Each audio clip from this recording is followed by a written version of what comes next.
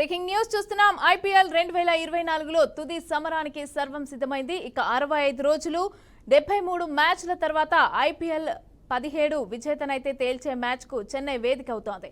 Final చేరిన sun Risers జట్టు రాజస్థాన్ కు ఆఖరి పంచ్ ఇవ్వాలని పట్టుదలగా ఉంది.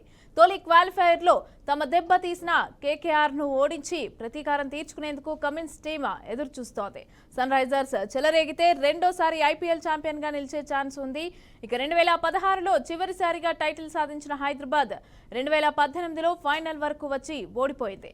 2012, 2014లో ఐపీఎల్ టైటిల్ గెలుచుకొనిన కోల్కతా ఇప్పుడు మూడోసారి ట్రోఫీని కైవసం చేసుకోవాలని భావిస్తోంది. అయితే ఈ మ్యాచ్ చెన్నైలో జరుగుతుండటంతో మన హైదరాబాద్ క్రికెట్ ఫ్యాన్స్ తెగ ఎంజాయ్ చేస్తున్నారు. హైదరాబాద్ గెలిస్తే మనకు టైటిల్ అందిన మూడో ఆస్ట్రేలియన్ గా ఫ్యాట్ కమిన్స్ నిలుస్తారు.